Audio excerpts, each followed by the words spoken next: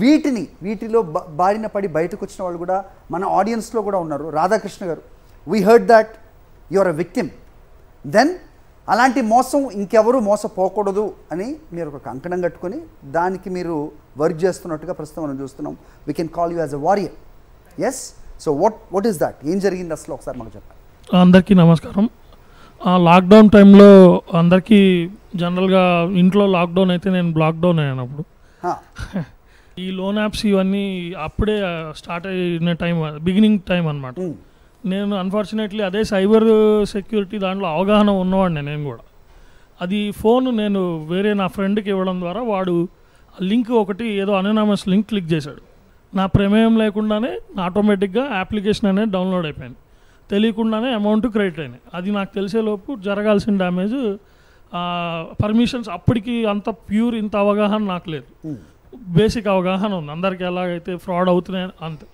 So access అన్నీ ఇవ్వడం, ఆడు క్లిక్ చేయడం, యాప్ అంతా ఇన్స్టాల్ అవ్వడం ద్వారా యాక్సెస్ వెళ్ళిపోయింది. సో ఆటోమేటికల్లీ అమౌంట్ క్రెడిట్ అయింది. దానికి నేను పే చేయకుండా ఉన్నాను. లక్కీలీ అప్పుడు నేను సైబరాబాద్ పోలీస్ కమిషనరేట్లో వాలంటీర్, సైబర్ వాలంటీర్. నేను సైబర్ వాలంటీర్. నా డ్యూటీ నేను వెళ్ళి స్కూల్స్కి కాలేజెస్కి క్లాసులు చెప్పాలి. ఇది వీటి మీద మీరు నమ్మరు, నా మొదటి క్లాస్ రోజు నేను విక్టిమ్. అంటే ఒక విక్టిమ్గా ఎంటర్ అయ్యారు. చిరాక్ ఇంటర్నేషనల్ స్కూల్ కొండాపూర్లో ఫస్ట్ క్లాస్ విక్టిమ్గా ఎంటర్ అయ్యారు. అప్పటికి ట్రామా జరుగుతుంది మైండ్లో. సో పోలీసులు వాళ్ళు సపోర్ట్ ఉంది, పక్కన అంతా ఉన్నారు. కానీ ఇంటర్నల్గా నాకు ఎక్కడ నా డేటా పబ్లిక్ అయితే నా ఫ్యామిలీ కానీ ఫ్రెండ్స్ కానీ లేదా కొలీగ్స్ కానీ ఏమన్నా వీ లివ్ ఇన్ డిపెండెన్స్ కదా, పక్కన వాళ్ళు ఏమనుకుంటారనే ఎక్కువ సొసైటీ అలాగే ఉంది. సో మనం వీడు ఎందుకు 200-2000 కోసం వీడు ఇలా చేస్తాడని ఎవరు చూడరు. ఫస్ట్ విక్టిమ్ అంతే, నువ్వు చేసావు, ఫ్రాడ్ చేసావని కూడా అన్నారు. So it took me 1.5 years to come out. అప్పటికి క్లాసులు చెప్తున్నా, అందులో డిపార్ట్మెంట్లో మంచి వాలంటీర్గా బాగా అవగాహన వచ్చి అంతా చేస్తున్నా కానీ, అంత పోలీస్ వారి సపోర్ట్ ఉన్నా కానీ చాలా ట్రామా ఫేస్ చేశాను. ఎక్స్ట్రీమ్ లెవెల్ ఆఫ్ ట్రామా అండి. రూమ్లో నుంచి బయటకు కూడా రాలేదు.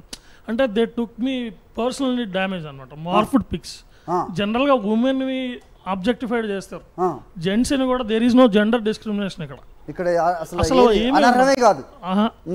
ఫోన్లు చేసి అమ్మ నా బూతులు తిడతారు. I can't say here. ఎట్లా తిడతారంటే we can't even give a second to breathe అనమాట. ఇప్పుడు నేను ఫోన్ సైలెంట్లో పెట్టాను అనుకోండి, పని చేసుకుంటున్నాను అనుకోండి, కంటిన్యూస్గా 60 ఫోన్లు 70 ఫోన్లు వచ్చాయి. అలా దానికి ఒక ఐపీఎస్ ఆఫీసర్ గారి సపోర్ట్తో నేను బయటకు రావడం జరిగింది. అప్పుడు కమిషనర్ గారి సపోర్ట్తో ముందు నేను ప్రూవ్ చేసుకోవాలనుకున్నా. ఎందుకంటే నా ఫ్యామిలీ ఆర్థడాక్స్ ఫ్యామిలీ, మా ఫాదర్ మదర్ టీచర్స్. సో ముందు వాళ్ళ మొహం చూపించుకోవాలి నేను. సో దాన్ని ఫైట్ చేయాలి. ముందు సొసైటీలో మొహం చూపించుకోవాలి. తప్పు చేయనప్పుడు ఎందుకు భయపడాలి అని ఐపీఎస్ సజ్జనార్ గారు అప్పుడు కమిషనర్, ఆయన ఇచ్చిన స్ఫూర్తితో ఫైట్ చేస్తున్నాను. అండ్ చిన్న ఆర్గనైజేషన్ స్టార్ట్ చేసి ఇన్వాలంటరీగా నేను కూడా వీటి మీద అవగాహన కల్పిస్తాను. వెంకటేష్ గారు మీరు విషయం చెప్పాలి. రాధాకృష్ణ గారు చెప్పిన దాంట్లోనే, సో నాకు 2000-3000 అది సమస్య కాదు. న్యూడ్ పిక్చర్స్ మార్ఫ్ చేసి పంపించడం కానీ, లేకపోతే ఫ్యామిలీ రెప్యుటేషన్ని పాడు చేయడం కానీ, బూతుల పర్వం ఏదైతే ఉందో, వీటన్నిటికీ ఫస్ట్ ఎవరైనా సరే భయపడిపోతారు. ఆ తర్వాత మైండ్ ఏది పనిచేయదు, బ్లాక్ అయిపోతుంది. తర్వాత వాళ్ళు చెప్పిన దానికి చేసే ఇదే ఉన్న వాళ్ళే ఎక్కువగా దీనికి విక్టిమ్స్గా మారుతున్న క్రమంలో first of all as a police officer ఏం చేయాలంటారు? ఇలాంటి వాటిలో ఎవరైనా ఇరుక్కోగానే the first thing what one should do?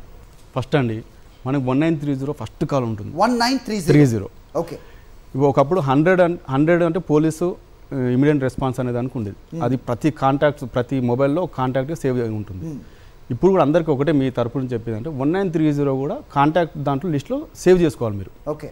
ఎందుకంటే ప్రతి ఒక్కరు, ఇప్పుడు నేనైనా సరే, మీరు ఇక్కడ ఉన్న వాళ్ళు మాలాగా ఉన్నవారు, ప్రతి ఒక్కరు ఇండివిజువల్ దానికి విక్టిమ్ అవుతారు సైబర్కి ఏదో విధంగా. కాబట్టి 1930 100% అవసరం ఉంటుంది. సరే సార్, మన మిత్రుడు చెప్పినట్టు మీరు అన్నట్టు అది లోన్ యాప్ కేసు. అది loan app case initial amount 2000 rupees లాగా చేస్తారు. మీకు లోన్ ఇచ్చాము, అక్కడి నుంచి స్టార్ట్ అవుతుంది. దాంట్లో ఏం చేయాలంటే మనం వన్ థింగ్, వాళ్ళు న్యూడ్ పిక్స్ పెడతారు మీరు అన్నట్టు, తర్వాత కాల్స్ చేస్తారు. ఫస్ట్ థింగ్ ఇక్కడ మీరు ఉండాల్సింది ధైర్యంగా ఉండాలి.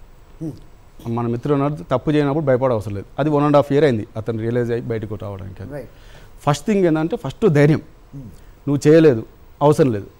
First 2 days phone switch off పెట్టండి, అవసరం లేదు. వాళ్ళు ఏంటంటే ఎవరైతే భయపడుతున్నారో మన భయం వాళ్ళకి ఆయుధం. ఓకే. ఎవరైతే భయపడుతున్నారో వాళ్ళని వాళ్ళు Target. టార్గెట్. నువ్వు భయం పడుతున్న వాటి వాళ్ళకి అర్థమైందా స్టార్ట్ అవుతుంది ఇక మీకు.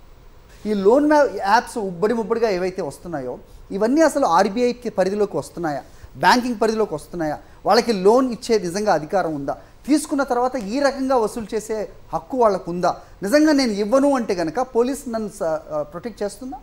100% అసలు అవన్నీ లెజిటమేసీ కాదే కాదు. యా రాంబాబు గారు, ఇప్పుడు Reserve Bank of India lot of యాప్స్ని బ్యాన్ చేసింది. ఇప్పుడు చేస్తుంది. ఇప్పుడు ఇన్ని కోట్ల మంది 140 కోట్ల మంది జనాభాలో డైలీ స్ట్రగుల్ చేసేటటువంటి ఫ్యామిలీస్ వ్యక్తులు చాలామంది కదా, లిటరేట్ అండ్ ఇల్లిటరేట్ ఇద్దరు కూడా. సో ఆ ప్రాసెస్లో ఏదో ఒక చిన్న దురాశ, ఏదో ఒక ఫైనాన్షియల్ అసిస్టెన్స్ దొరుకుతుందనేటటువంటిది కొంతమంది మీద ఆధారపడతారు. ముఖ్యంగా ఒక రచయిత చెప్పినట్లుగా ఈ దేశంలో అనేక మంది మంచివాళ్ళు ఎవరైతే ఉన్నారో అవకాశం దొరక్క మంచివాళ్ళుగా మిగిలిపోయినారు వాళ్ళు. అదర్వైజ్ బేసికల్గా నేచర్ అది, అంటే అనుభవంతో చెప్పినటువంటి మాటలు. అవకాశం కనుక దొరికితే ఖచ్చితంగా చేసేటటువంటి చాలా మంచి వాళ్ళు ఉన్నారు బయటికి. సో వాళ్ళ నుంచి తప్పించుకోకుండా చేయాలి, దొరకాలి అనేటటువంటిది కొంతమంది చేయగలుగుతారు, అంతమంది చేయలేరు. ఎందుకంటే ఫైనాన్షియల్ నీడ్ అనేటటువంటిది చాలా ఇంపార్టెంట్ ఈ దేశంలో. అవి వాటిని తీర్చడానికి ఇవాళ 2 లక్షల బ్రాంచులు పైన ఉన్నాయి. Reserve Bank of India recognize చేసినటువంటి public sector, private sector, foreign sector, cooperative sector, regional sector, ఇవన్నీ బ్యాంక్స్ ఉన్నాయి. 2 లక్షల పైచీలకు ఉన్నాయి. ప్రతి బ్యాంక్ ఎక్కడెక్కడైతే మనకి అకౌంట్స్ ఉన్నాయో ప్రతి బ్యాంకు వారానికో ఫోర్ట్నైట్కి ఒకసారి ఒక మెసేజ్ పంపిస్తారు. మేము ఎప్పుడు మిమ్మల్ని పాస్వర్డ్ అడగము, మేము ఎప్పుడు కూడా మేము పిన్ అడగము, వస్తూనే ఉంటాయి అవన్నీ. అయినా సరే మోసపోతున్నారు అక్కడ. సో బ్యాంక్ ఎప్పుడు కూడా ఎవరి పాస్వర్డ్ని కానీ లేదా వారికి సంబంధించినటువంటి పర్సనల్ డేటా ఎప్పుడూ అడగదు. బ్లైండ్ ఇది. రామ్మోహన్ గారు, వెంకటాద్రి గారు చెప్పారు వీఆర్ దేర్ అని, రాధాకృష్ణ గారు చెప్పారు యా మీలాంటి వాళ్ళ పెద్దవాళ్ళ సహాయంతో ఆయన బయట పడగలిగారు అని చెప్పి. బట్ అవగాహన ఖచ్చితంగా అందరికీ ఉండాలి. It is going back to ఎక్కడిది స్టార్ట్ అవ్వాలి అంటే again it is going back to the families and the education institutes. అక్కడి నుంచి కూడా వీళ్ళందరికీ అవేర్నెస్ ఇవ్వాలి అనేది. బట్ ఆ రకంగా మనం అడుగులు వేస్తున్నాం. ప్రభుత్వాల దగ్గర నుంచి మీకు ముఖ్యంగా సహకారం ఉందా అంటే ఏం చెప్తారు? ఆ మొదటి అమ్మాయి అడిగినప్పుడు బ్యాంకులకు వెళ్ళినప్పుడు అప్పుడే చెప్పేయచ్చు కదా ఈ ప్రాబ్లమ్స్ ఉంటాయనేది తను చెప్తున్నారు. కరెక్ట్, మీ పాయింట్ వెల్ టేకన్. కానీ ఇంతమంది ఆల్రెడీ అయిన వాళ్ళ కస్టమర్స్ గురించి ఒకటి, రెండోది ఏ కొత్త టెక్నాలజీ వచ్చినప్పుడు ఈరోజు నేను చెప్తాను ఇది జాగ్రత్త ఉండమ్మా అని, నెక్స్ట్ మళ్ళీ టెక్నాలజీ వస్తుంది, అప్పుడు ఎవరు చెప్పాలి? అందుకని ఈ అవేర్నెస్ అన్నది continual, not one time at the counter. కాబట్టి అది అంత ఈజీ కాదు. అవేర్నెస్ ఎలా చేస్తారు? ప్రతి బ్యాంకు కూడా ఈ మధ్య వాళ్ళ కస్టమర్స్ బేస్ వాళ్ళకి తెలుసు, వాళ్ళ ఫోన్ నంబర్లు తెలుసు. ఆయన రాంబాబు గారు చెప్పినట్టు అందరికీ మెసేజ్లు పంపిస్తున్నారు. కానీ అక్కడ ఇంకొక సలహా మేము ఇస్తున్నది, ఆల్రెడీ ఆర్బీఐకి ఐడిఆర్బీటీకి మేము ఇచ్చిన సలహా ఏంటంటే లోకల్ లాంగ్వేజ్లో ఇవ్వమని. చాలామందికి ఇంగ్లీష్ తెలియదు, మీకు అందరి మెసేజ్లు ఇంగ్లీష్లోనే వస్తాయి. అందువలన అసలు ఏమొస్తుందో తెలియకుండా వన్ టైం పాస్వర్డ్ చెప్పేస్తున్నారు. సో తెలుగులో లేదా ఆ స్టేట్కి సంబంధించిన లాంగ్వేజ్ ఒక ఇంగ్లీష్ 2 యాడ్ చేసి పెట్టమని చెప్పాము. అది దానివల్ల కొంతవరకు బెనిఫిట్ అవ్వచ్చు. ప్లస్ మన పోలీస్ డిపార్ట్మెంట్ నుంచి కానీ ఇన్వెస్టిగేషన్ నుంచి కానీ కొంత ఎఫర్ట్ కూడా ఉండాలి కదా. అంతా మీ మీద తోసేసి మీరే అవేర్నెస్ చేసుకోండి, మిమ్మల్ని మీరే కాపాడుకోండి అంటే ఇంకా మేమంతా వేస్ట్ కదా. దానికి గవర్నమెంట్ ఆఫ్ ఇండియా ఏం చేసిందంటే I4C అని ఒక ఆర్గనైజేషన్ స్టార్ట్ చేసింది. I4C 4 Cస్లో ఏమొస్తుందంటే సైబర్ క్రైమ్ కోఆర్డినేషన్ సెంటర్. దీంట్లో ఇందాక మీరు అడిగిన వెంకటాద్రిని అడిగిన ప్రశ్నలో కూడా అన్ని స్టేట్స్ వెళ్ళి తీసుకునేటప్పుడు కోఆపరేట్ ఎలా చేస్తాయని ఈ I4C ఏం చేస్తుందంటే అన్ని స్టేట్స్ మధ్యలో కోఆపరేషన్ కోసము అది ఒక పెద్ద ఆర్గనైజేషన్ ఉంది. నాకు డేటా తెలియనప్పుడు నేను స్టేట్ గవర్నమెంట్లో ఉన్నాను, నాకు సరైన ఇన్ఫర్మేషన్ రావట్లేదు, వేరే నోడల్ ఆఫీసర్ నాకు ఇవ్వట్లేదు, ఈ I4C ద్వారా మేము తెప్పించుకోవచ్చు. అట్లాగే నేను వేరే స్టేట్కి వెళ్తున్నాను, అక్కడ టవర్ లొకేషన్ కావాలి, అక్కడ క్రిమినల్ నిలబడుకున్న ప్లేస్ కావాలి, వాడి ఫోన్ ఆన్లో ఉంది, ఇటువంటివన్నీ కూడా వాళ్ళు హెల్ప్ చేస్తారు. దాంతోపాటు అవేర్నెస్ ప్రోగ్రామ్స్ అన్ని చోట్ల కూడా కండక్ట్ చేస్తున్నారు. రైట్ సార్, మన వరకు వచ్చేదే మనం ఇప్పుడు మాట్లాడుతున్నాం. ఎందుకంటే కామన్ మ్యాన్ ఫేస్ చేసే ప్రాబ్లమే మీరు చెప్పినట్టుగా. కార్పొరేట్స్ ఎంతమంది మోసపోతున్నారు, ఈ బిట్ కాయిన్స్ అంటూ ఎంతమంది కోట్లలో కోల్పోతున్నారు. రీసెంట్గా బెంగళూరులో ఒక ఫోన్ కాల్ వచ్చింది, ఇన్కమ్ ట్యాక్స్లో మీ నెంబరు ఇదంతా రిజిస్టర్ అయింది, మీ నెంబర్ నుంచి లేకపోతే మీ ద్వారా మీ అకౌంట్ నుంచి ఇంత ట్రాన్స్ఫర్ అయ్యాయి, సో దీని నుంచి మీరు బయటపడాలంటే డబ్బులు మాకు కట్టాలంటే అక్షరాల 12 కోట్లు ఒక మహిళ దగ్గర నుంచి పోయిన ఘటన మనకి బెంగళూరులో మనం చూసాం. ఇలాగ ఎన్నున్నాయి. సో ఈ మెకానిజం ఏంటి, ఎథికల్ హ్యాకింగ్ ఏంటి, ఈ హ్యాకింగ్ గురించి తెలుసుకోవాల్సిన అవసరం ఏముంది. ఇప్పుడు ఫోరెన్సిక్ అంటూ కొత్తగా వస్తున్న పదాల్లో వీళ్ళు ఎలా జరిగిన మోసాన్ని గుర్తించగలుగుతున్నారు, రాష్ట్రాలు, దేశాలు, ఖండాంతరాలు కూడా ఈ ఎక్స్పర్ట్స్ మన వాళ్ళు వెళ్ళగలుగుతున్నారు, మన తెలంగాణ పోలీస్ అంత పటిష్టంగా ఉంది అనేది ఎందుకంత ఖచ్చితంగా చెప్పగలుగుతున్నారు, మోసపోయిన వాళ్ళ పరిస్థితి ఏంటి.